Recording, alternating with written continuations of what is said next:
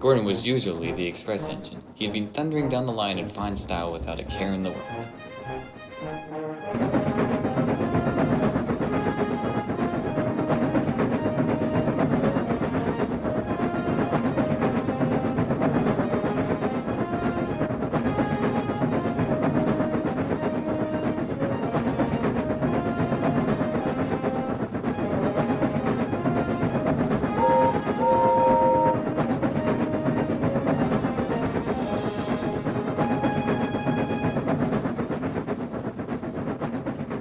Today was different, however. Poor Gordon had broken down before he could depart from Natford, and he was in need for immediate repairs.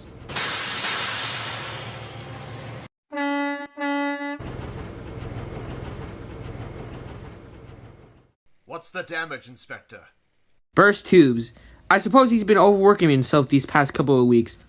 I wouldn't be surprised if they burst due to all the pressure he put on himself. Sir Topham had pondered. He then turned to Gordon. I suggest you go easy on yourself in future. You wouldn't want to break down again, or worse, now would you?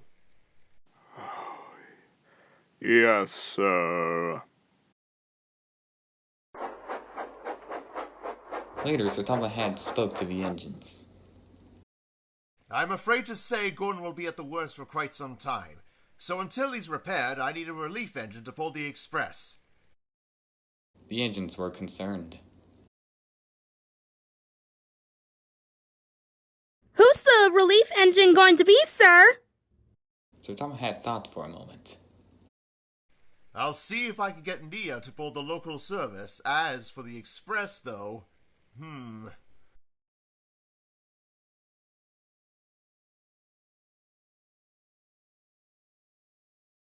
James, how would you like to pull the express in Gordon's absence? James beamed with joy. The other engines, however, just groaned. They knew exactly what this meant.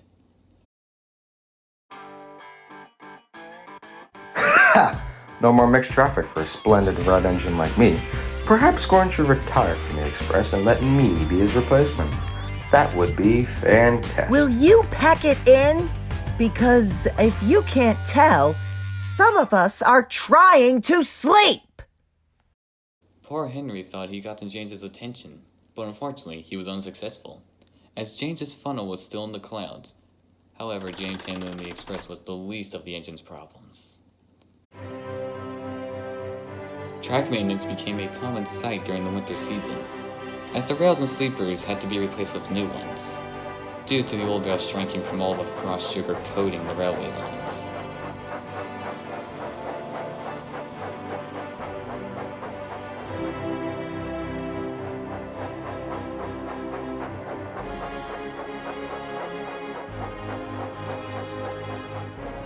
The agents had to take great care while delivering the supplies, for they knew of the importance of both track work and railway maintenance.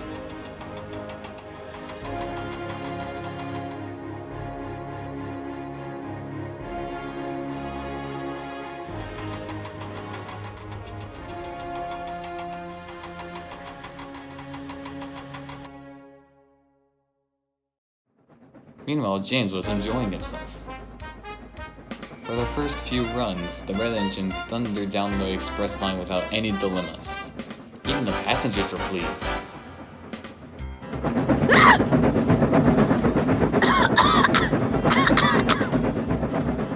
James!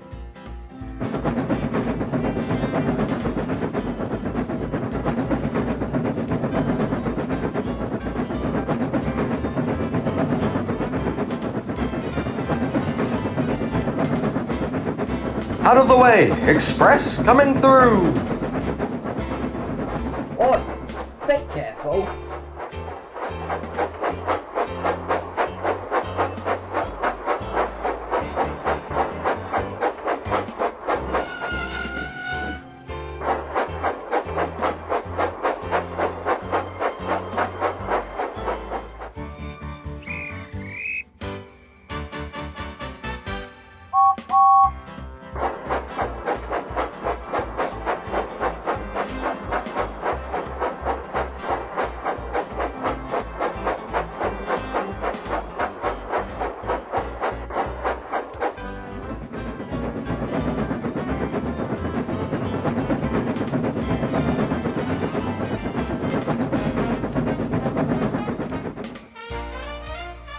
James arrived back at Knapford Station, he felt very pleased. And so were his crew.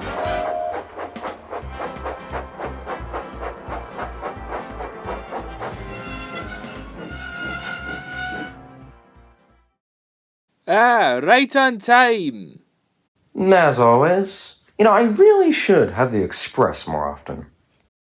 I'm starting to wish I was chosen to pull the express instead of you. It's much better than hearing you boast all the time. James laughed. And who would want to smell the old diesel pulling the high-class passengers as the express? Bear was shocked. He felt hurt. But before he could say anything, however... Stick to what you're good at, Bear. No one would want you to pull the express anyways. And with that, James departed the station, laughing at his own joke.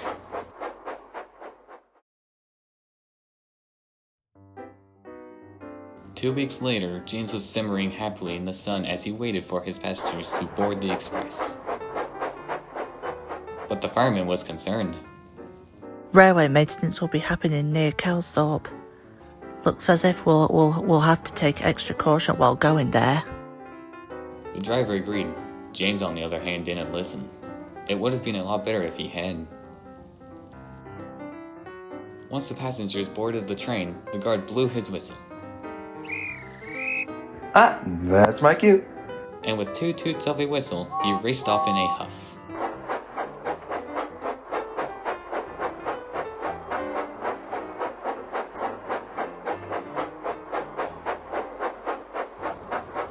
Further up the line, however, Henry was making his way to the worksite with his slow goods. He was still tired after a night of James's constant chattering. Unfortunately, he was so tired that he didn't see the careless signalman change the points to the main line. Nor did he hear James's whistle as he began to cross the points. Further back, James thundered happily down the line, now making the express record time. He didn't even see the line ahead of him, until he passed the signal box.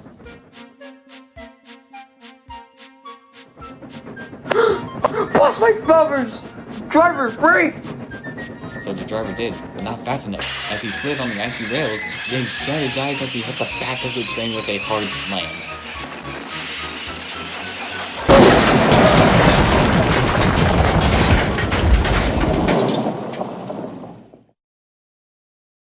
Luckily, no one was hurt. But the same couldn't be said for the trucks. Sleepers, splintered wood, and bits of metal were everywhere. The guard who jumped out before the accident went crossly up to James. You stupid overgrown tomato! Look at what you've done! Those trucks were full of supplies for the maintenance up at Kelsthorpe, and now thanks to you, who knows how long it'll take to get more supplies? It was my fault! Henry was on my line, so it should have been his fault! Your line? My fault? This is the main line you're on. Didn't you see the red signal? At that moment, James stopped and looked back. And just as Henry said, there was a red signal, only a few feet from the brake coach.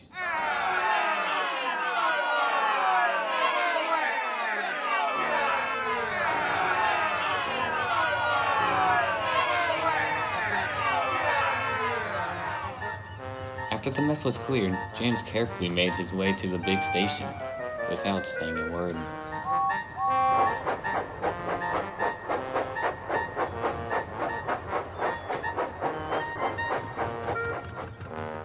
Later, Sir Topham Hatt had a stern word with the red engine. From what Henry and your crew have informed me, you weren't paying any attention to your surroundings, leading to what could have been a fatal accident. Poor James remained silent, only staring at his buffers. Sir Topham Hatt continued. I'm deeply ashamed of you, James. Perhaps you weren't a good choice for the express after all. Once you've been repaired, I want you to help out with track maintenance for the following months so you can understand the line a lot better. Yes, sir. Sorry, sir. Sir Topham Hatt turned to Bear. With James taking out the express duties, however, Bear, I need you to handle the express for a while. Would you like that? Bear beamed with delight. Yes, sir. Please, sir. and for the next few weeks, Bear the Hymic Diesel pulled the express with ease. He loved it deeply, much to James's displeasure.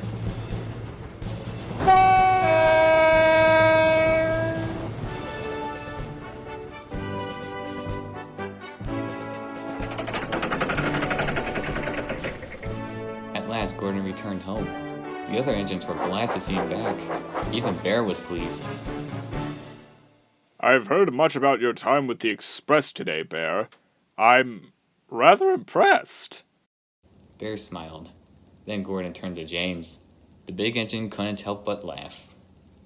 Well, fancy a splendid red engine like our old friend James here, once thinking of himself as an important asset, becomes a disgrace to the railway and himself, not to mention becoming a battering ram while doing so!